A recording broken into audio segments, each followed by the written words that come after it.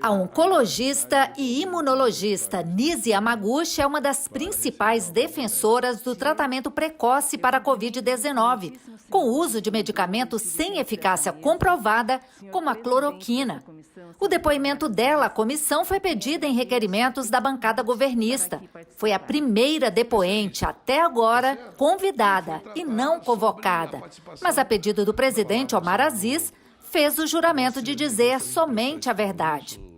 Na CPI, Nise Yamaguchi fez um resumo da formação e experiência profissional, se solidarizou com as vítimas da Covid-19, disse que é uma colaboradora eventual de qualquer governo, que nunca teve um encontro privado com o presidente Bolsonaro e explicou por que defende o tratamento precoce. Isso é baseado em ciência.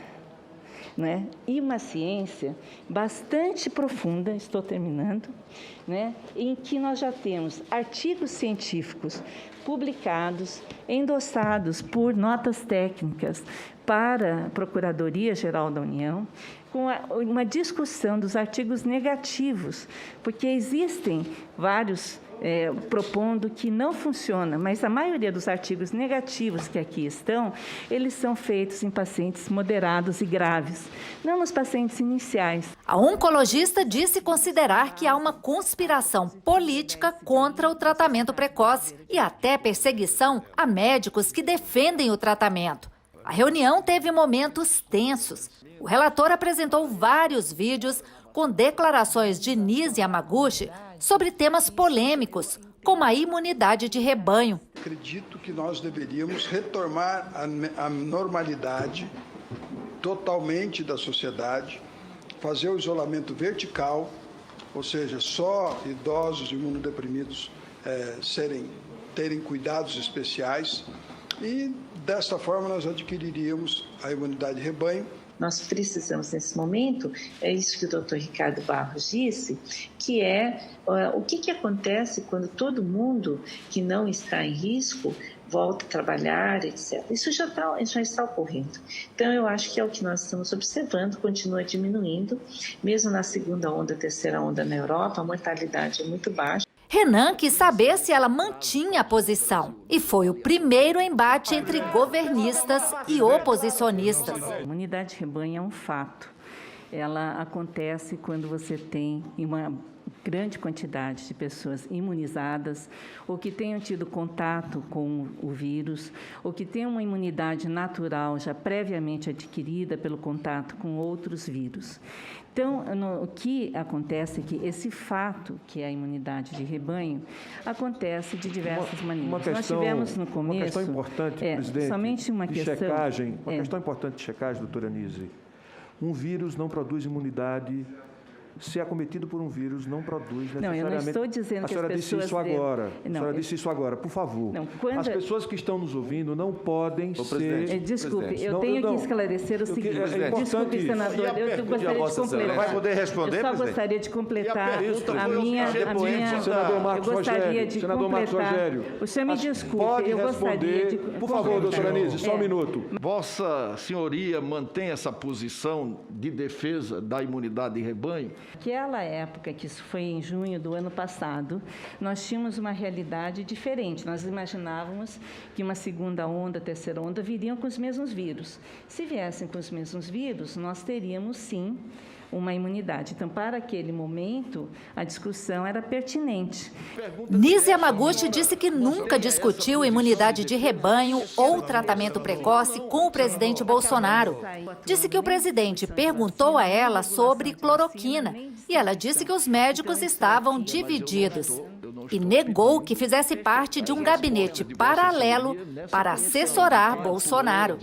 Ela foi questionada pelo relator também sobre declarações feitas em vídeos apresentados à CPI, em que diz que a vacina não é a única saída. Científicas robustas, falando que o tratamento precoce salva vidas e, portanto, não é necessário vacinar aleatoriamente uma população população inteira, dizendo que é a única saída.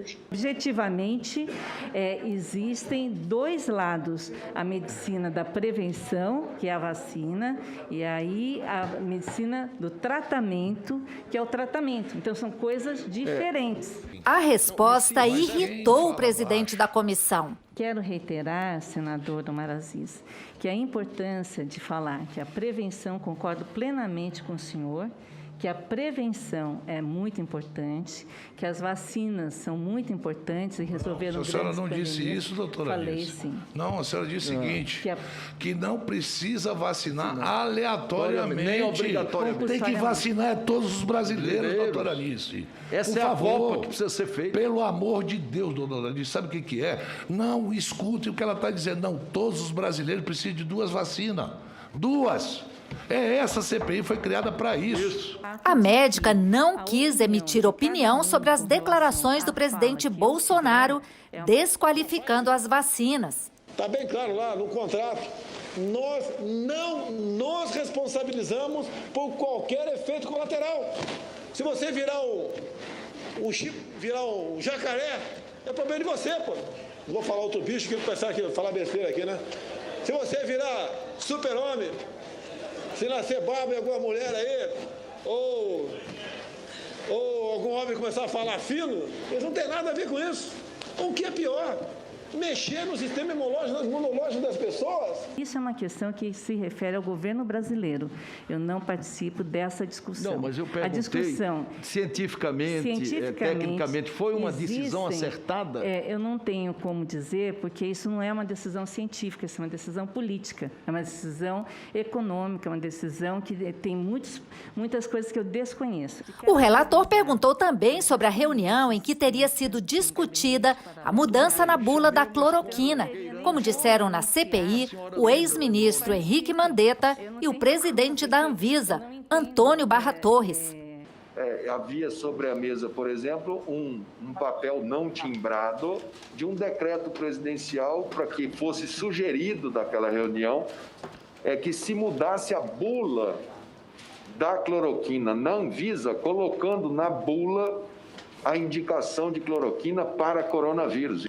Quem elaborou ou quem defendeu o documento? Esse documento, ou a mudança na bula? Esse documento foi comentado pela doutora Nise Yamaguchi, o que provocou uma reação, eu confesso, até um pouco deseducada ou deselegante minha. A minha reação foi muito imediata.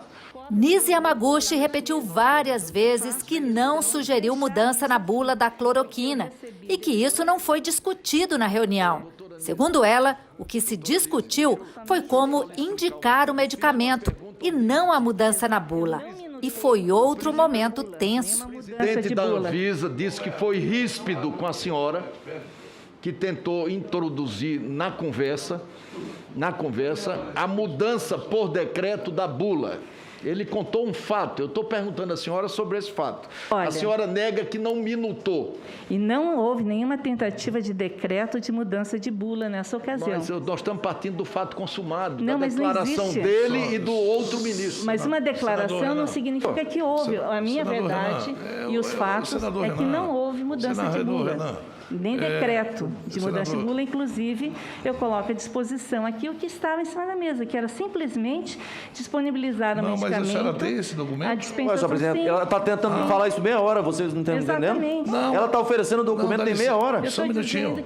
Só um minutinho, Marco Rogério. O relator dizendo que não quer. Só um minutinho, senador Marco Rogério. Ela não pode ter esse documento, sabe por quê? Porque o presidente da Anvisa disse aqui para a gente o seguinte, que o ministro Braga Neto, na hora que ele discordou, ele pegou o papel e rasgou. Estava em cima da mesa. Se ela tem esse documento, é porque ela fez. Nova... O certo é nós trazermos aqui o presidente da Anvisa e fazer uma cariação com a senhora. Porque ele disse que, inclusive, aqui ele falou, e todos os senadores... Só um minutinho, doutora Anice.